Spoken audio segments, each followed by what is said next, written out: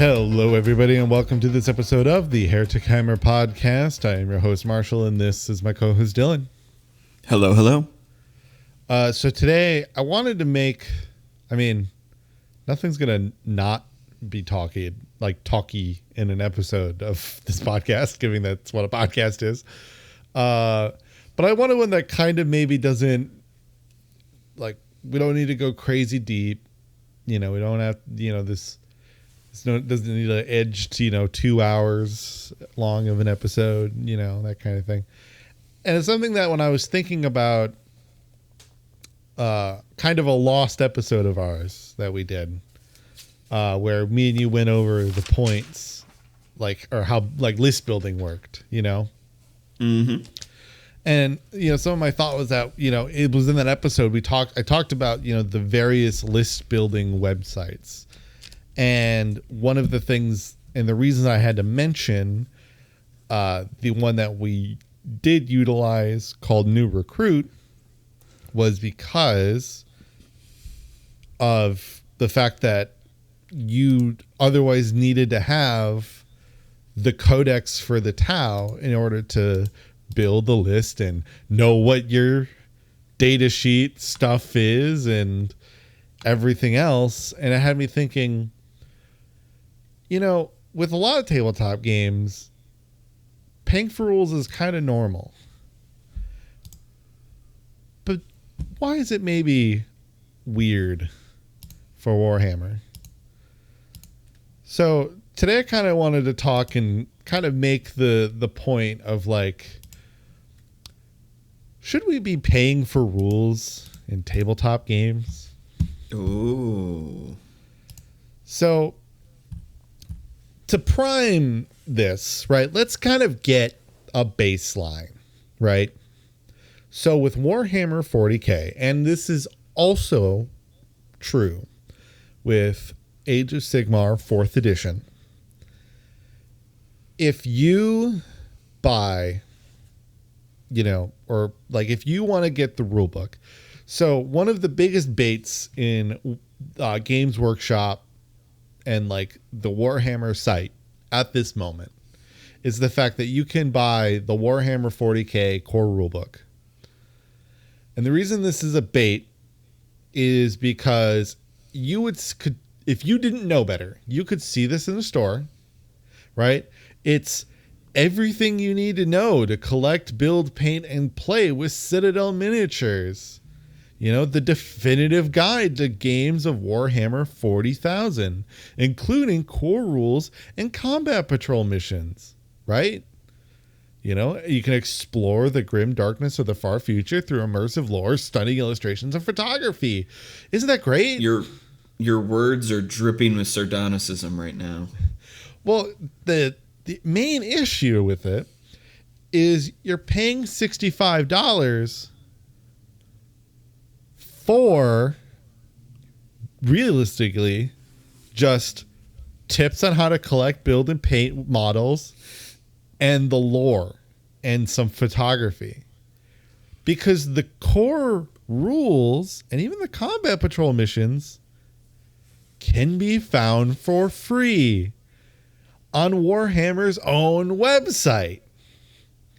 Because for 10th edition, the new thing was that they were going to make the core rules and the index rules for each faction free.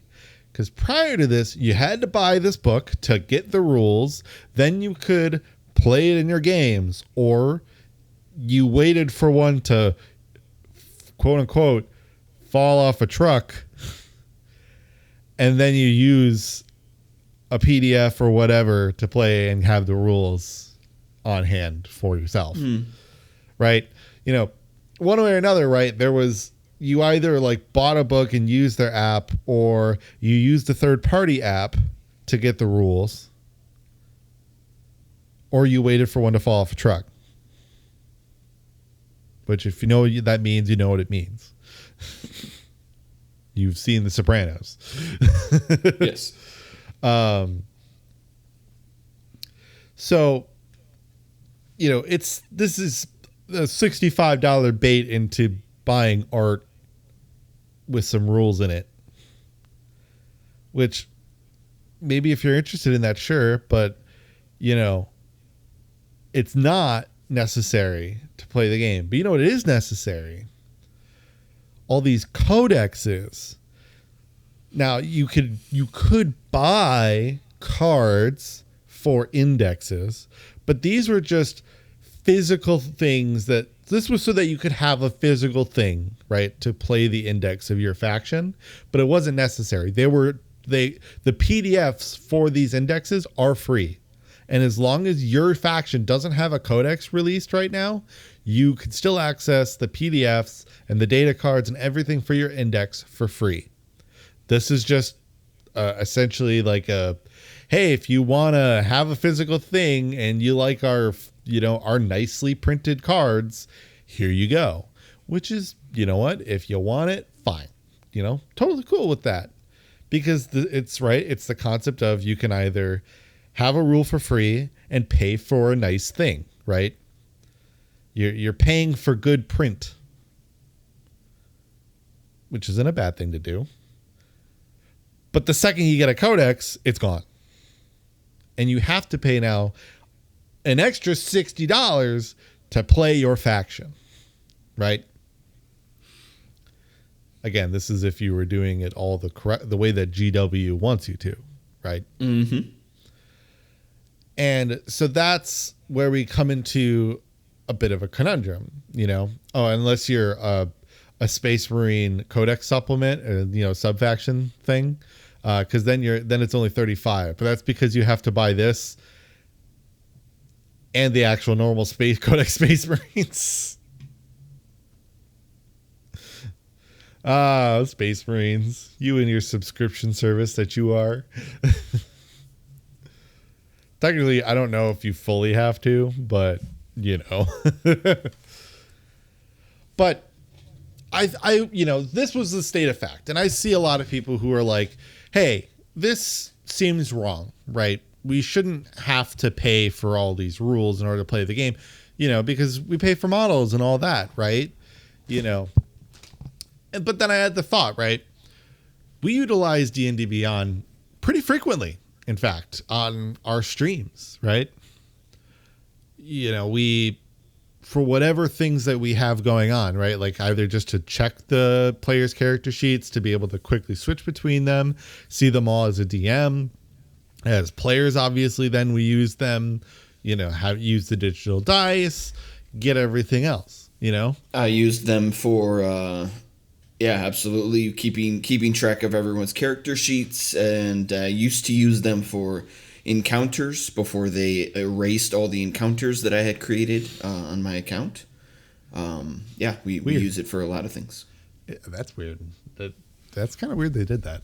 Well, we're talking about it now, aren't we? Yeah. I mean, that kind of exists to a point I'm going to make here in a second, but I only say that also because none of mine were deleted. And in fact, because one of my encounters is permanently glitched into existence. Nice. I've tried to delete it multiple times. It's like created date is 1/1/1969. So like it's clearly broken. But that's the thing. So when you started D&D, right? When we all started D&D, one of the first things we're told is, hey, all you need to do to play this game is a player's handbook, some dice, and maybe even somewhat optional, a piece of paper and a pencil, right? Mm-hmm. And that's inherently like a low bar, as it would seem, because you've got all the rules, and I know some people could, because they say in the handbook, using this book is a realm of optionality, like you can choose to ignore as much of this book as you want, but like realistically, if you're not at least using some of the rules of D&D, then you're not really playing. You're not playing D&D. You're just kind of role playing a fantasy world, which is fine. But obviously, what makes D&D is the stuff in it. Yeah, this could be an entirely separate podcast discussion, right? Because the different, what makes like Pathfinder different than D&D is the rules. Yeah. regardless, so yes, one way or another, you at least need the player's handbook, right? And if you look at D&D Beyond, you can get a digital version of it for $30. The physical is $60, which has been the case for forever, right? Even all the way back to third edition, their MSRP was $60, $50 to $60, right? Mm-hmm. None of that has changed. And in a way, that's actually beneficial, but that's, again, different story. You are able to, by buying this rule, to play the game. Now, could there be arguments against D&D? Absolutely. I mean, we have seen it recently with D&D Beyond and some of the back and forths it has had to have with its fan base.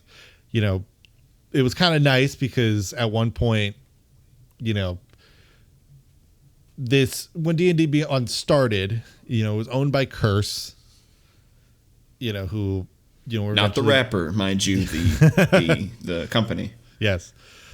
Who then, were bought by Fandom, which then D&D Beyond was then bought by Wizards of the Coast, which is funny because when that happened, me and many other people were like, wait, they didn't already own it?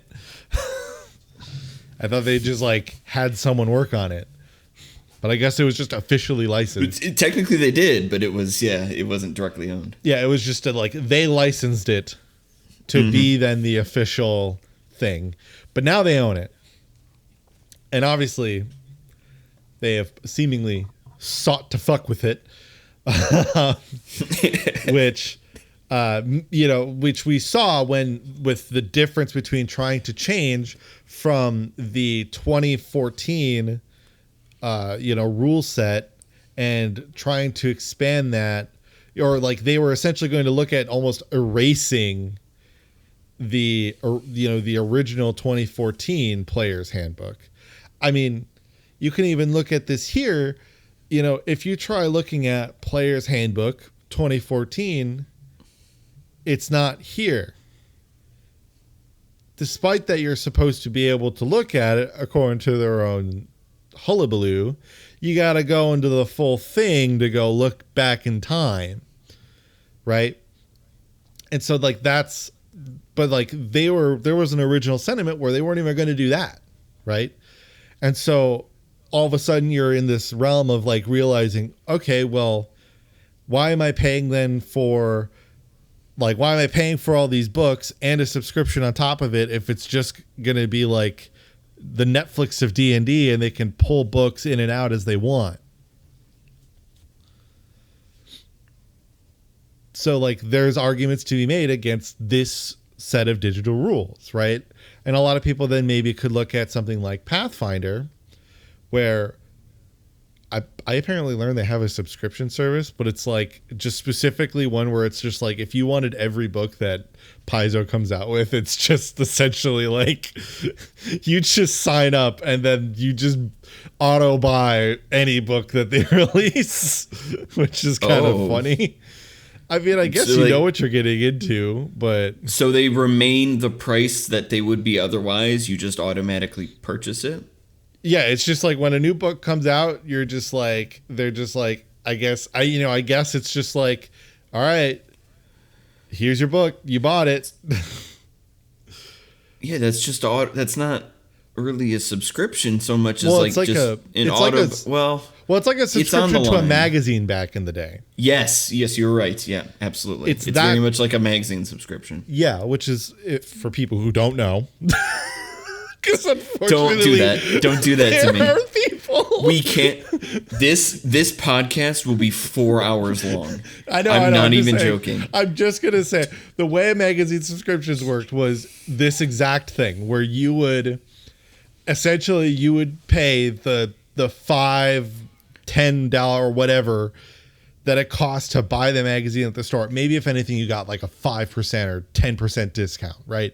I am staring at the final issue of Game Informer that is sitting right next to my desk. Oh, my heart. the final physical issue before the company was shut down. But anyways, go on. Man. Yeah. Maybe you got a discount or something, right? But you would I sure got a refund, but go on. You would pay every month for said thing, but you were buying the book, right? You were just essentially buying the magazine. And there were book subscriptions too.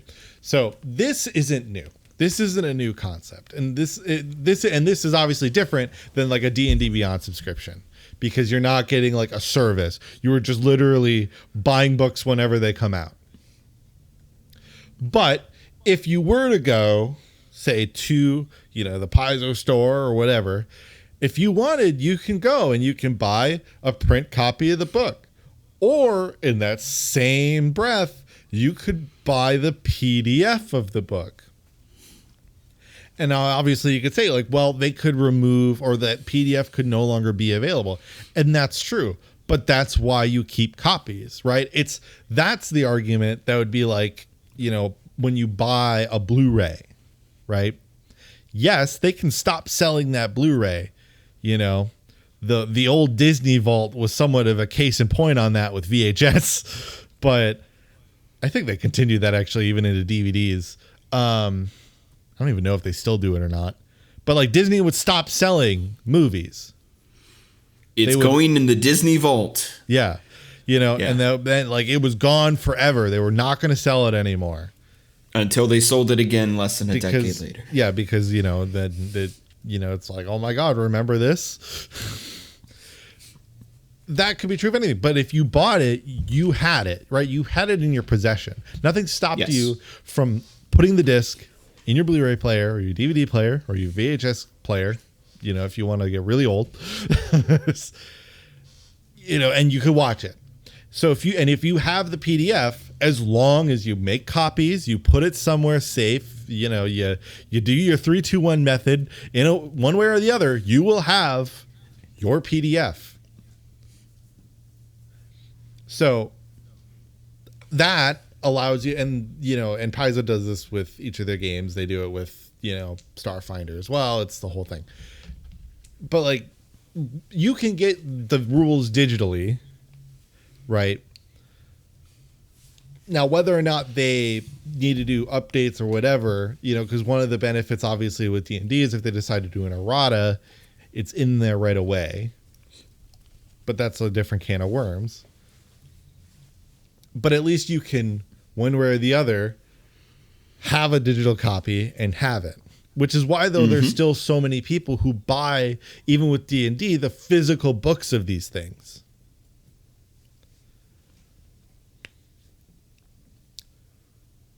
So why am I going on this round? Well, again, we kind of come into what does it take to play a game of 40K? And then is buying the rules normal? Because all these RPGs do it. You look at Stars, Without Number, or the whole Without Number series. You have to buy the books or the PDFs in order to play it. Again, unless you let it fall off a truck.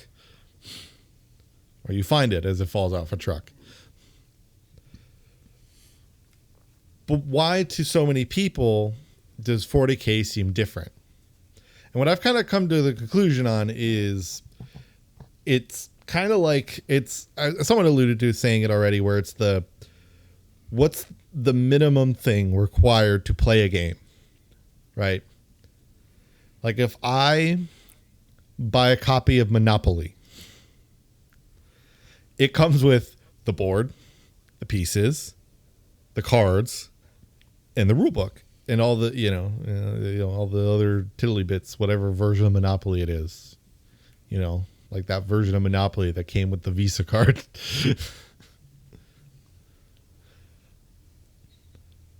But you had the game. You bought a box that said Monopoly. You can take it home. You can open the box and you can play Monopoly. Yes, whenever you want. Yes. You buy the player's handbook to Dungeons and Dragons, whether digitally or physically. You can take it home. You maybe have to just buy the set of dice, which though costs like $5. You grab a piece of paper and a pencil, or you open your notepad on your PC, so at least you can have something to take notes with. Or hell, you even use the free version of D&D Beyond. There's still a way to use D&D Beyond for free. It's very limited, but there's a way. You can start playing because you bought the player's handbook, right? And that goes on for all the other ones. Now, what about the fact that with D&D, they have those free rules that they host on D&D Beyond? True. As part of the resources that are available. Keep that in mind. Let's keep that in mind. Okay. Let's table that. Let's put a bookmark in it. Let's come back to it later. I will put a bookmark in this. Dog ear that digital, page. Yeah, dog ear that digital page. copy of these resources. Yes. Yeah. So you start 40K. You're like, yes. I'm gonna get into 40K. The first thing that you, if anything, the first thing you're most likely to be driven to do is you go and you get a box. Maybe you get a combat patrol. Maybe you just get one box of a kill team or whatever, even just whatever unit. Maybe you get a character. You get a box of models. That's usually the first thing that you do. What do you do with it? You build it, you paint it, but you're like, I want to play 40K. Okay, well, then maybe you get more and more stuff. Okay, then what? Well, you can download the core rules. Those are free. But what can you do with the core rules? Well, you know how the game itself works.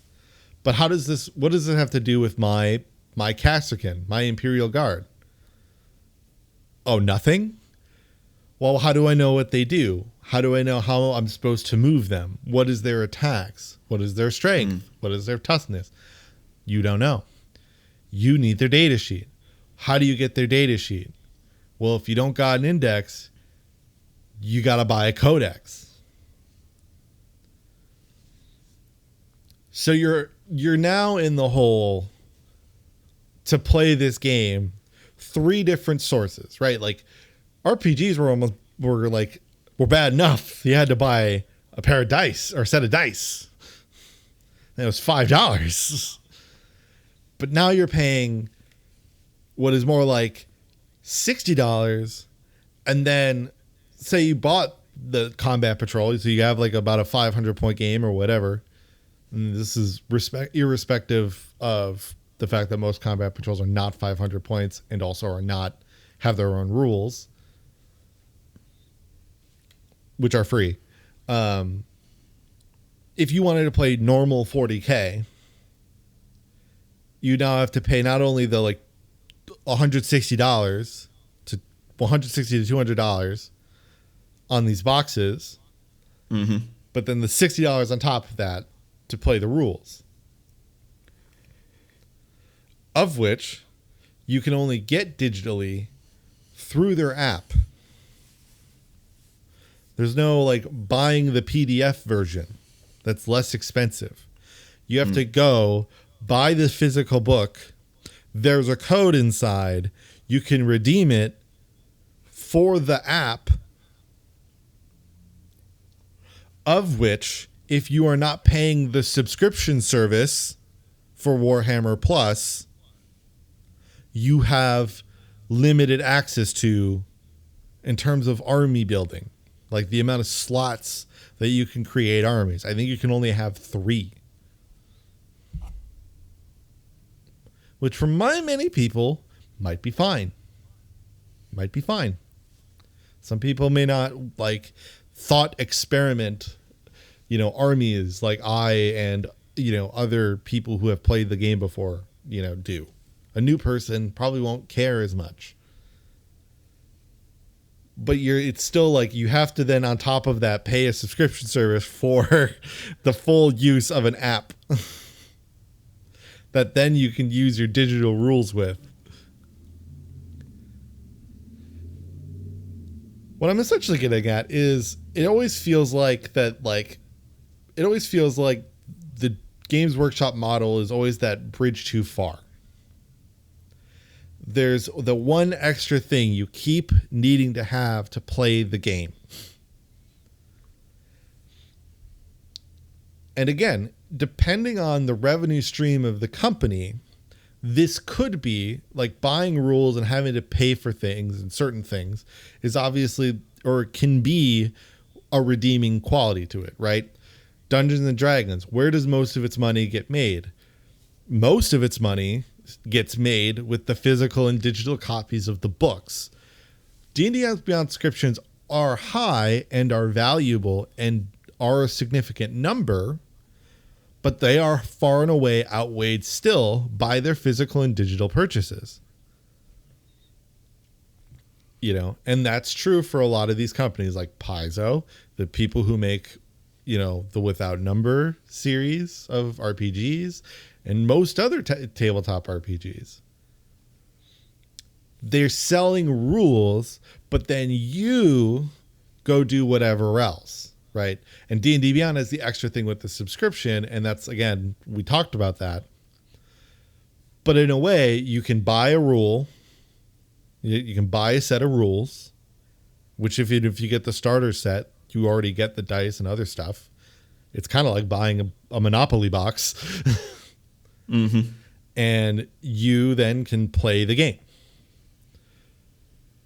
But the revenue stream for $40K isn't these books. I mean, it's part of it, obviously. I kind of listed everything that's in their revenue stream. But their number one selling, their big money maker, the breadwinner, are the models. It's all these pieces of plastic that are all over their website. Yeah. You know, it's the first things you see of everything. You know, when you go through and you know, this is just literally the main $40K page, you know, and you scroll down and the first thing you get is Combat Patrol, right? For the holidays, Kill Team. And here's all of the sets, right? Here's not here's the core rule book for Kill Team. It's here are three, you know, here's 3 and more Kill Team boxes of, you know, minis, right? Here's the starter set. What does it mostly have? Oh, it has some, you know, it has a thing of terrain and some MDF terrain and a little board. What does it also come with? A bunch of models. Mm-hmm. I mean, even look at the starter sets. The normal starter set has like essentially like a basic handbook. And then the ultimate starter set is what has the fancy core rule book with all the pictures and all the, you know, the pictures, the art, the painting, little tips, tricks, and more. And even some data sheets, right? But the data sheets are even in the starter set. But the models are still kind of the thing that's like front and center, you know? That's their number one. That's where they get that's where their main revenue comes from. And so all these books are secondary, and then the Warhammer Plus subscriptions are tertiary.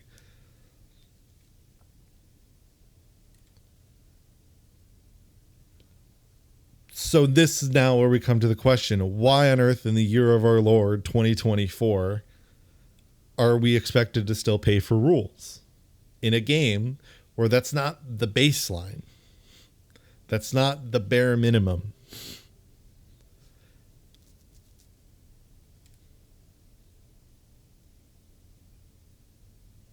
I mean, we know the answer to that. It's greed. But, but, you know, is there any redeeming factor to that, right? Like, is there a fix? What is some of the benefit to that?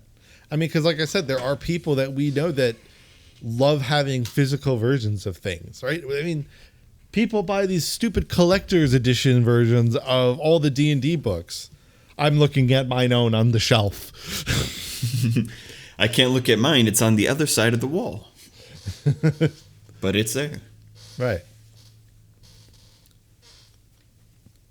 So, yeah, like, is this I mean, outside of just like the sales aspect, you know, $40K is, and Warhammer in general, I shouldn't even just say $40K. Warhammer in general, because this is true for every facet of Warhammer, you know, the Warhammer is existed in this model as much as they can. And I almost kind of find it alarming that I think companies like Wizards are looking at GW and are like being like,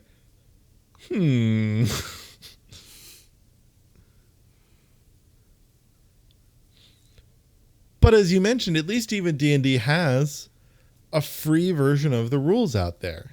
Yes.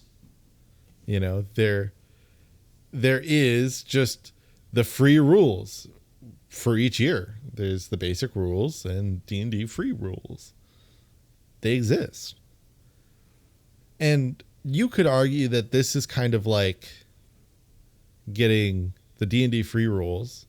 But then if you want to buy, then, you know, this is the, you know, getting an expansion is like getting the codex. But the difference is you can play the game without this. Like, yes, you can play Combat Patrol for free, but Combat Patrol isn't as sustainable, nor is it as well liked by most people because it's not as balanced.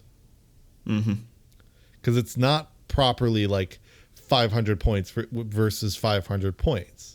You know, there are some cases where it's like 340 points versus 240 points, which in some cases is significant. Yeah.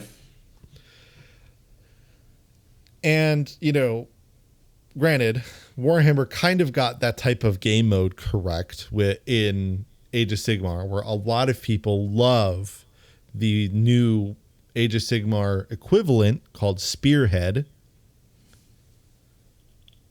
But again, the question is now, you know, why do we have to pay for these extra things? Because even though Skaven has launched and you can't see their rules for normal AOS 4th edition, you can still play Spearhead with free rules.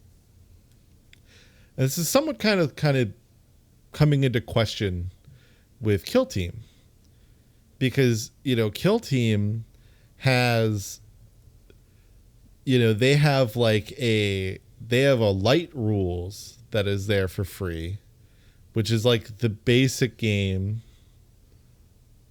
but otherwise they still want you to get this core book for $60. Still $60. Okay. Yeah. And so it's like, you know, that's made the question, like, is there a limit? Like, is there a point where the free rules aren't going to work, or that they don't cover? Some people have said they don't cover every aspect that Kill Team, like some of the like nuanced parts to Kill Team, right? You know, just like weird interactions, you know, settling rules questions. You know, it's just giving you like the basics to start, but not essentially like it gives you the ability to start a game, but not to finish it. That's not necessarily true, but like, you know what I mean? Yeah. Like, I kind of wonder, like, this realm of like what needs to be done to like assist this, right? I mean, obviously the number one thing, right, is don't buy codexes. Utilize the apps that we have available to us. We have New Recruit, right? Don't use Battlescribe, probably. That's kind of gone downhill a bit.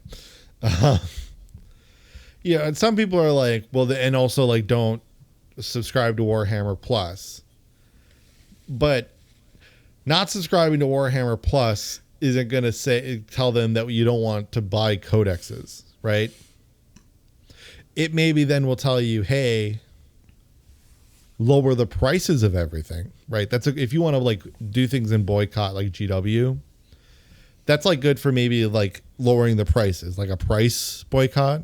Like, hey, stop increasing. This is stupid. We know that your margins are not are pretty fucking huge. Like, we know this. We're not dumb. I'm going to stop purchasing in general until you stop raising prices. That makes sense. But again, it's like what you forego buying is what sends a message to a company, right? In this capitalistic world that we live in. So it's like if you want the codexes to be free, well, then it's stop paying for codexes. It's kind of like how some people's arguments are for like the model. If you just, if you're against the models issue, right? Start 3D printing. I don't know, whether or not that'll end up making a dent. Different question. That can be a expensive prospect in its own right. Yeah, and that obviously makes it tough. And then also, right, then because people are like, well, what about other war games? And the reality is other war games aren't too dissimilar. Right? Like, so let me actually double check this.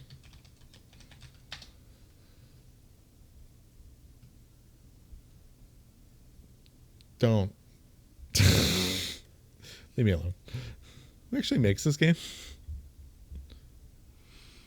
Oh, it's you.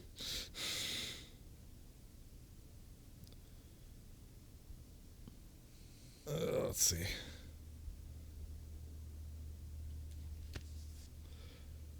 Yeah, I mean, if you look at Star Wars Legion, you can literally just download the core rulebook. Yeah, there you go. Which, again, you could do that. That is... The question is then, what do you have for everything else? Well, here they are. Look, download PDF, right? You can play the 501st Legion, Separatist Invasion Force, Blizzard Force. All of your factions that you would potentially be playing as. Yeah, they're here. They're in PDFs. So it's not like this is just a Warhammer problem. And that would be the other argument, obviously, right? Like, we'll play a different war game. And that's entirely a viable choice. But people get into Warhammer because of the lore, right? People want to play the Vespid, right? They want to have the Tau and their Vespid fighting Imperial Guards and their Tempestus Aquilons and the like. Mm-hmm.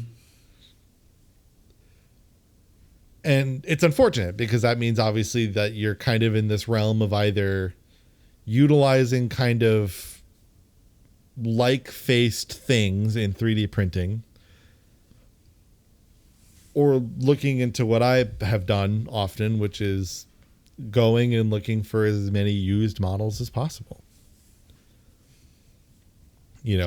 Moving away or shying out from, some of the Warhammer models and stuff, or getting new ones. But then again, you could look at that hurts your LGS. So it's not like it's a simple solution. Certainly not. Yeah. Obviously, the whole basis of this rant is that the rules should be free. But it's such a it was just thinking about it, right? I'm like, when I'm telling somebody who's new to this game, what do you get? And it's obviously easy. The first thing we even talked about was the models. But we have to play a game still, right? And kind of like we did in the demo game, right? I gave you, it was in TTS, but it was like the equivalent to I let you look at my core rulebook, right? Mm-hmm. And then I gave you the data sheets that you needed to kind of see how your army kind of worked. We somewhat intentionally missed a lot of things rules wise because a lot of it was just about how do you play the game at all. But, what do you do? What do you tell people? Because they're going to go to a shop. Someone's going to go to a game store and they're going to be like, oh, yeah, I need to get that core rule book because it says core rule book, right? And the first thing that I know about playing a game, because I played something like D&D Beyond or Pathfinder is that I need the core rules to play the game. And then you're met with 3 different books or whatever, right? So it's like an easy thing for somebody who's new to get kind of trapped into. I mean, I myself was. When I got the 9th edition core rulebook and then the 9th edition Sisters of Battle Codex. Now, granted, there wasn't a free way to view the core rules in 9th edition, right? But I bought the core rules so that me and my friend could use it together. And that is obviously like always the good strat. I mean, that's what people do with D&D all the time. There's often scenarios where only one person actually buys any of the books. Or a bunch of people buy different books and then share them like as a collective when they show up for a session. Mm-hmm. But, you know, there are lots of ways to fight the system, but still have the cake of being able to, you know, play your favorite army and play in the world and universe of 40K. And kind of as we mentioned, it's, you know, wait for a book to fall off a truck or use the websites that are available that help you list build and have data sheets and have your models and your core rules and your army rules and your detachments, you know, and then eventually maybe if GW sorts its stuff out, they'll come to this conclusion and realize, oh, okay.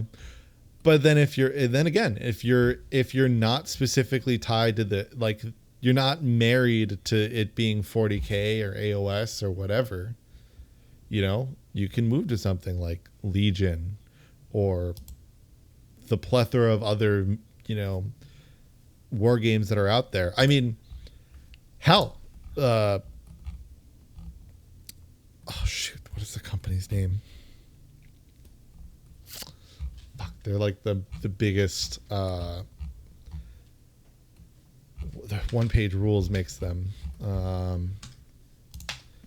think it's called Grimdark. It is, okay, yes. You know, you could go the one page rules route. Oh, wait, let me re-say that. You know, you could go the one page rules route, which is they have, you know, Grimdark Future, Age of Fantasy, Firefight, Skirmish, you know, these things that are, you know, that sweet 80% rule. Yes. And this is the thing though, this is what they do. They follow that 80% rule, but everything that they do is very clearly in that realm of 40K, but everything's free. All the rules are free. And again, part of that is obviously for legal reasons. The miniatures aren't, or the STLs. Yeah, of course. The STLs aren't, obviously. But again, this is an example of that revenue stream, right? They're getting the revenue by selling you the STLs. The rules are just so that you can play with your toys. Mm-hmm. But they're otherwise the same, you know? You at least can get through everything. And this is a way maybe to have your 40K like, you know, feelings without going right to GW. If they're bothering you, right? If you're trying to stick it to them.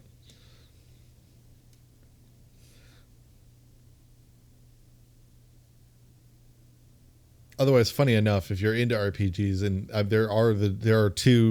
the 40K and the AOS, and technically even the old world, tabletop RPGs for Warhammer that are at least currently, you know, supplemented or supported ones. There are the old ones as well in Deathwatch, Dark Heresy, and Rogue Trader.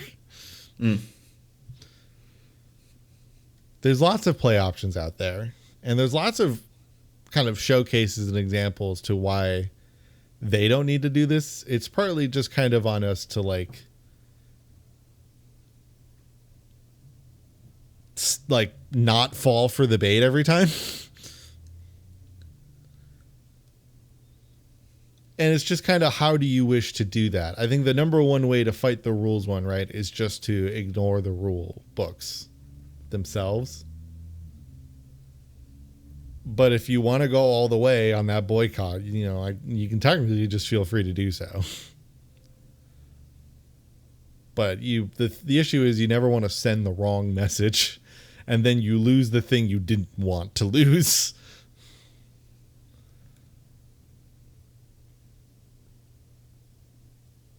Because the house always wins, and we're playing with house money.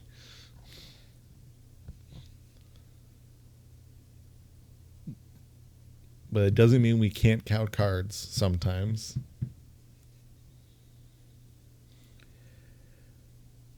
When I was first thinking about Warhammer 40K, this is years ago. This is before you ever even came to me about doing this podcast. I remember thinking about how my mind, the first thing I would always think of was the cost. Mm-hmm. It no matter how appealing or interesting the game appeared to me, the first thing I associated Warhammer 40K with was how much it costs as a game to effectively play the game. And at the time, I was effectively dirt poor.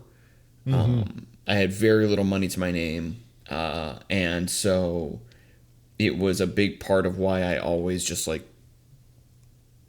refused to engage in it as a hobby in any meaningful way, even reading the lore or anything like that, because I had such a strong association in my mind with, to get into Warhammer as a hobby requires a certain amount of disposable income that I just straight up didn't have at that time. And other games like D&D or Pathfinder and that, I never felt that same association. I never felt that thing of oh, well, for me to really play this game, I need to spend, hundreds of dollars to actually be able to enjoy it to its fullest. And that was definitely a huge part of what made it so appealing. Not even knowing at the time, obviously, I wasn't familiar with a lot of these alternatives, with these other sites that provide this information, because most people on the outside of things that are just kind of hearing about Warhammer secondhand or learning about it from a friend or, seeing it in a game store and stuff, they're not immediately going to be privy to a lot of these alternatives or these other ways that they can get this information. They're just going to know that this is the game, this is where I can get it from, and this is how much it costs to effectively engage in it in a meaningful way. Funnily enough, it took playing D&D with you and our other friends to get familiar with the alternatives, even for that game and for the content that Wizards of the Coast provides. Because when we first started out playing D&D, we weren't even using 100% of the Wizards of the Coast player handbooks and things like that. We were already using things like Roll20 and other alternative methods for creating our character sheets and building out encounters and, being able to have miniatures, so to speak, and things like that. We were already starting out not 100% bought into their environment.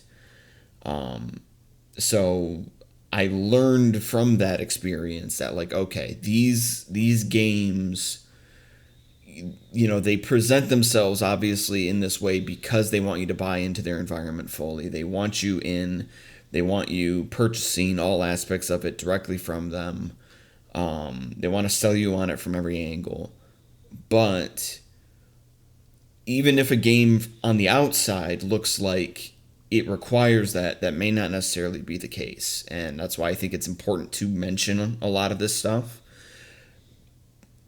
As much as we've enjoyed going through the lore and like exploring things about the story and the characters and the history of it all, and you know, having the chance to play it, like, it is important for anyone that's kind of interested in it or is curious about it the way that I am, to be able to tell them that, like, this is not the wall that you might think is there that prevents you from enjoying this game. It's not actually there. Or if it is, it's not made of the material that you think it is. And it's actually more accessible than you might expect. Because that's definitely something I have come away from, having done everything that we've done so far, is that Warhammer 40K is more accessible than it appears to be. But you don't get that impression by just using all the tools that Warhammer 40K provides you, or that Wizards of the Coast or Warhammer as a company provides you. You get that through the community as opposed to just through the company.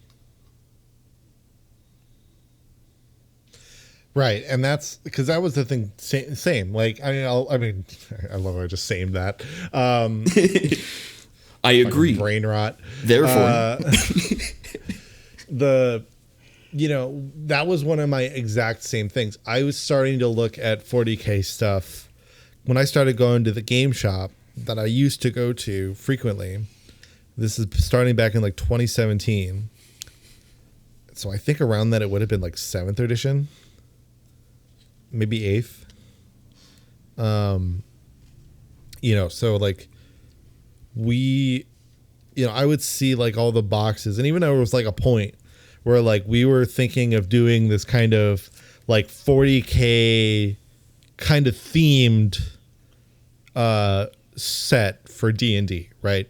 Like it was like it was still gonna be a D&D world, and everything would be like kind of D&D, but like we would all have the zeal, and like we were all gonna play like essentially like clerics and paladins, and we were gonna have the zeal and gusto of like a group of space marines or sisters of battle. The right? Kingdom of Zeal. Yeah. But like, and so one of the thoughts we had obviously with that was we could all split a box of 40K minis, like of Grey Knights or something.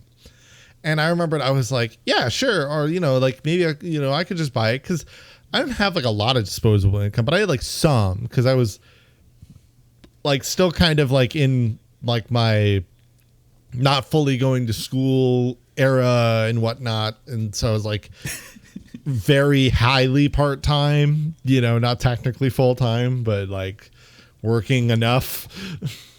Mm-hmm.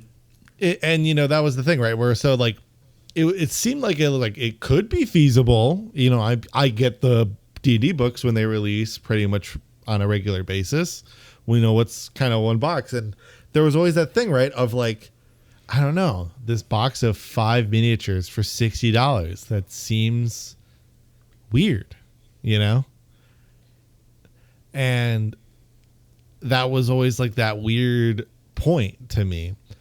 And again, unless you're kind of near somewhere that especially gets like used miniatures, and then or if you don't have people around you that know the game and know its secrets, you don't know. And that's where like for me, a lot of my a lot of the information on kind of getting models at under MSRP or getting used and going and utilizing things like mini swap, or whatever, or like other marketplace things, like there's a way. And a lot of that I learned because of Poor Hammer.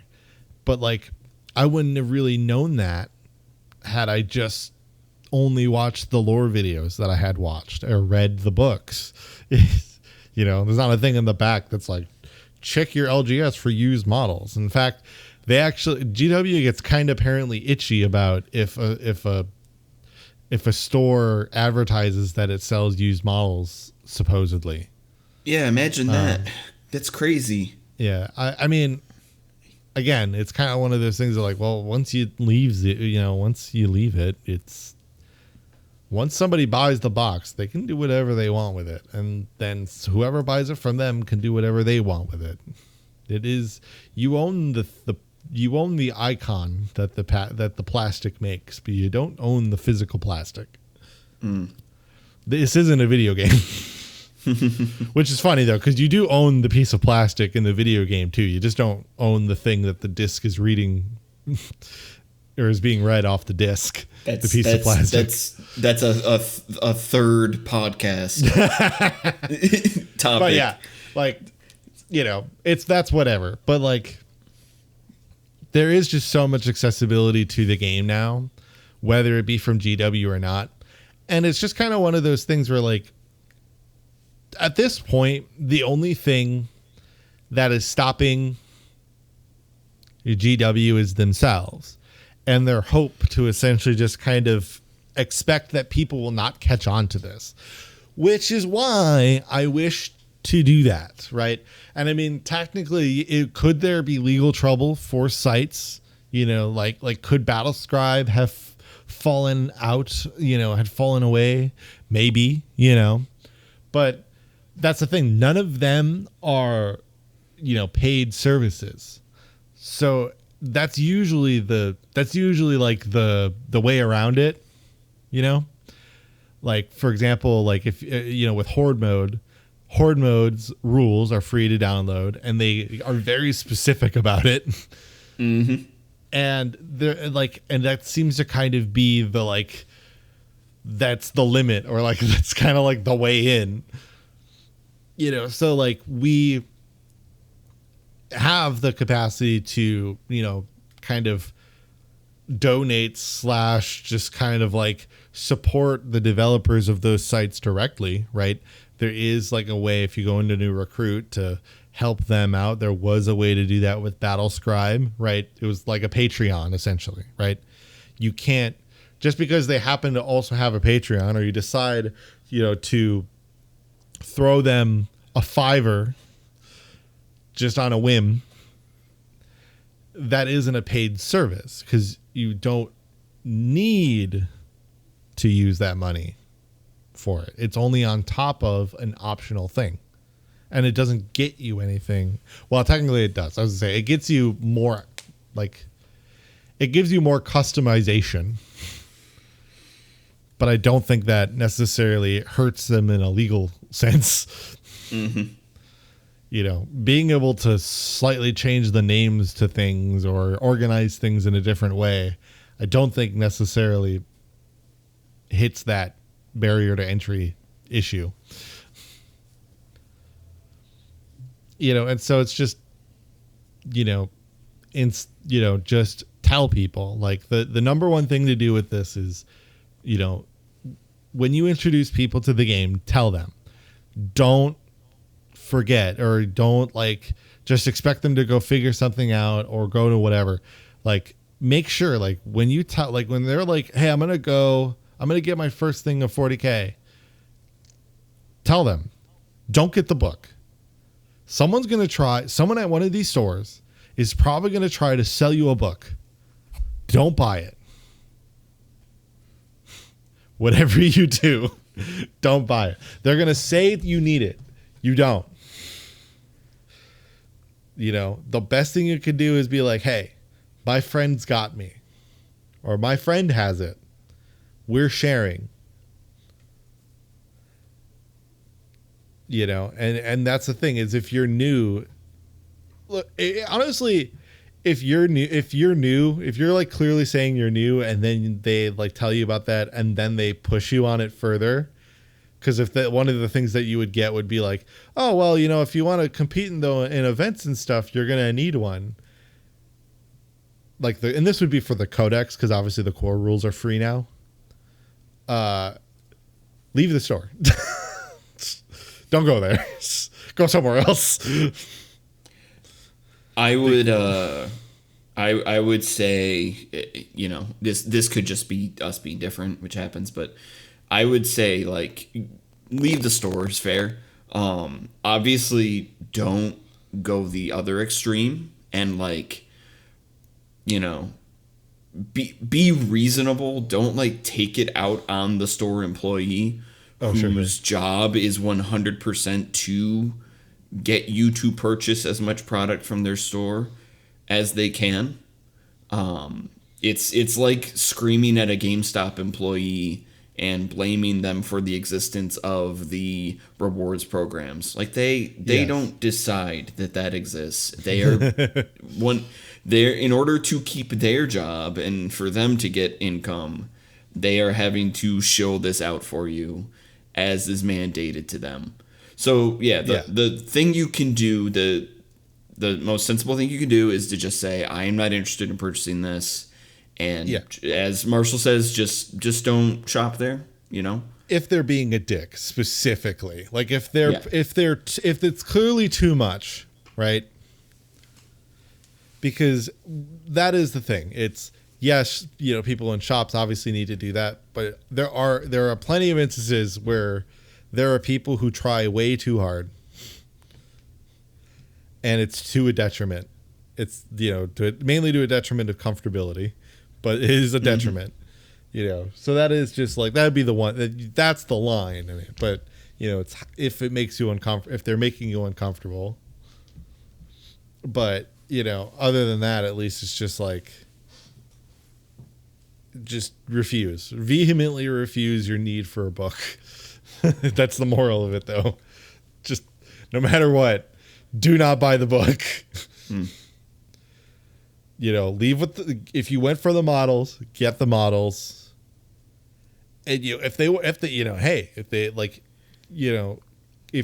you're like, I could be convinced to get maybe like a character box, sure, that's fine. Let them up, let them push that. But just most places, and this extends to a lot of different hobbies, obviously, but like most places, their goal isn't necessarily to chase you out of the store. They want you to leave with something. If you are still looking to like purchase miniatures or potentially a set, that to them is still like that's a great thing. That's still a net sale for them.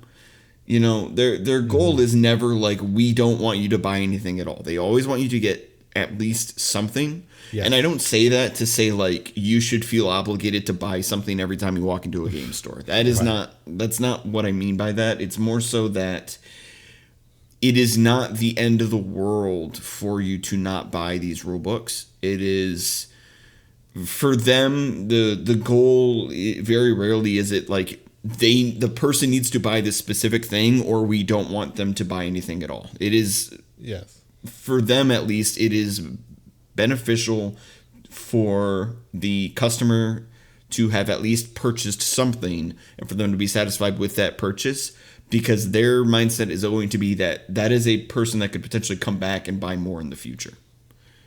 And that is far more valuable to most stores and most companies than getting you to buy this very specific item that you don't want.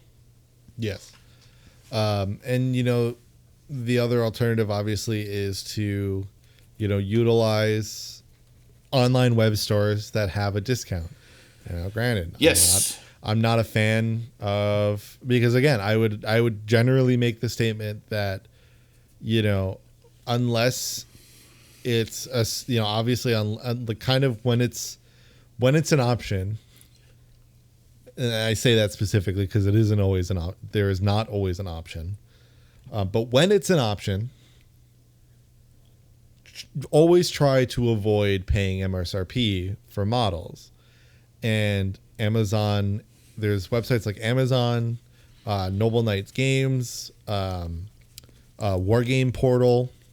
Those are obviously Amazon, but like War Game Portal and Noble Knights are somewhat nice because they are actually LGSs of different regions entirely, but they're brick and mortar stores that also sell at a discount and then also have an online presence. Like, and a way for you to buy the stuff online and have it shipped to you no matter where you are in this country. I don't know about their international. I'm not their salesman. But they are options, right? They exist. And there are other ones. There are other ones outside of this country. Most country, or like most regions, I should say. Most regions have an option. That at least 40K is available in. But, those are ways then to be able to avoid the books too. And again, even though those books on those websites will also be discounted, don't buy them. There's not enough art in them. There's not enough art in them.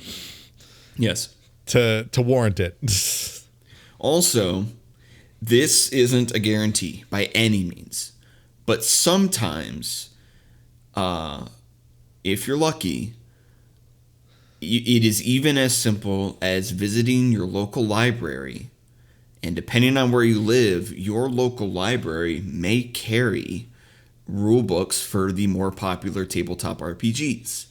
When I first started playing Dungeons and Dragons with this other goofball that I'm doing this podcast with here, I used to go to the local library and I would check out the core rulebook, because at the time there was no way I could afford to buy the rulebook or the Dungeon Master's Guide or anything myself.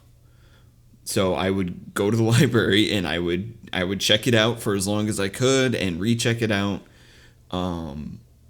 And a lot of libraries now, they have digital resources in addition to physical books where you could potentially get your hands on these rule books without actually having to pay for them in full.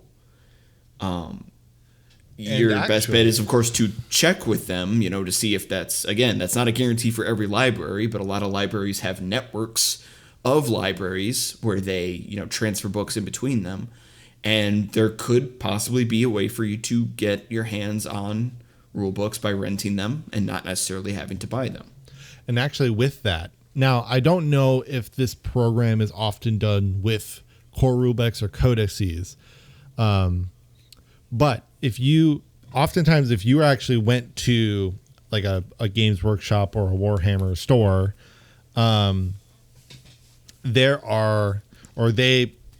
they give out, you can get these little bookmarks, and on it is information for essentially they have a program where essentially like you can try to connect your library with GW to help them get their own books into the library. Again, this could mean that they could attain some of the codices and core rule books, It might not, but it might, because again, if GW is smart enough, they will realize that, a library having them will still net them way more model purchases in the future than foregoing that because they really want to make sure you spend that extra $60. Like, again, if they're smart, like they would do that because giving it to a library can be beneficial, especially if you are building a community through that, right? Because especially like there are going to be people. I mean, hell, I've had like I've 100% had the thought of like trying to, once I if I were to have like a big enough collection, or if I found enough people that I could work with, right, find ways to create like small versions of armies and whatever to like help facilitate, building small communities, especially like in ones that maybe have like an LGS that maybe gets a lot of like maybe high school kids who don't have the money to buy Warhammer because they're kids, but they're teenagers, so they can handle everything about it, but they can handle the content, but they're still they don't have disposable income. They may not even have income. But this can get them started so that when they do have that, then they eventually will, Like the biggest shills for any hobby and company are those who are in it already. Because people want to play with other people, The biggest D&D shills are those who have played D&D, right? Those biggest Warhammer shills are those who make content for these fucking games. Mm-hmm. And tell you all the ways that you can get started and what the lore is like so that you get the flavor. And then eventually you decide, I'm going to go buy this book and read about it. I mean, novel. Like that's how these things go. And yeah, these are companies, but they're companies that make something we like, If we didn't, we wouldn't buy them then. I wouldn't make a podcast about it if I didn't like 40K, Yeah, certainly. So there's always that realm of that where it's like, yes, I understand we're trying to fight and plea with a corporate entity that doesn't give a rat's ass about anything we have to say.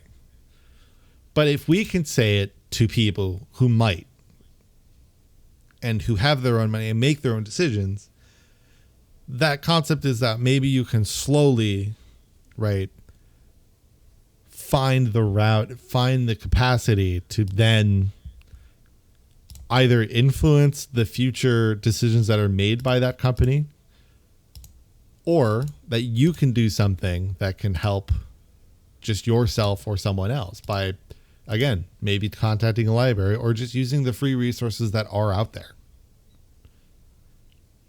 Just try not to get too sketchy and like download a Trojan or have a Trojan fall off the truck. Yeah, for sure. But yeah, I like the concept of like why aren't rules free is a long-standing debate in the Warhammer community. But like I always find it weird because or interesting when you compare it to not even just other war games, but even just like TTRPGs, which almost exclusively make their money on rules, But it's like such a different world because with war games, the thing that matters the most is the models. Where with D&D, you don't need any type of model. You don't even need a board. Just use the theater of the mind. Can't really do that with 40K. Not the tabletop game, at least. Only if you're playing Wrath of Glory. Which, that is an episode of the future at some point. We have to play through it. But I very much wish to discuss the TTRPGs of 40K. Yeah, I bet that'll be a really fun episode. Yes. But it would require us at least to, for me at least, I would need to get playing of Wrath of Glory in there. And if I were to, at this point, if I were to do that, I would probably just find a way to, I would do it in a way that includes you, because then we can both go into that episode. And then I can talk about the other ones that exist that I have played. Yeah. But they're like technically non-existent. So that's a future episode. Probably not going to be anytime soon, because in order to play that game, that means we have to fucking play the game, which would take weeks or months. Yeah. So don't expect that soon. But we have to finalize it, but like we should have our date. We should be making our date for playing the game, the proper 1,000-point game, soon. TM. This is the third episode that I said this. Mm-hmm. But that should be true. Otherwise, we will get back to lore next week. I do it, and then I'm like somewhat kind of semi-hope is to kind of alternate between lore episodes and like hobbying and whatnot episodes, just to kind of give it a good mix. Yeah, sure. But depending on how that obviously is always subject to change, but keep that in mind. So yeah, next week we're gonna go through. We'll utilize a lore episode. I'm somewhat fiddling around with which one, but I am somewhat leaning into somewhat leaning into Black Templars, but part of me is wanting to finally get that Inquisition kind of thing out of the way. It's kind of an important group. Oh, that old chestnut? Yeah. But yeah, so we'll see what you'll see, whichever one of those come out next episode. But until then, thank you so much for watching and or listening, and we'll see you next time. Goodbye.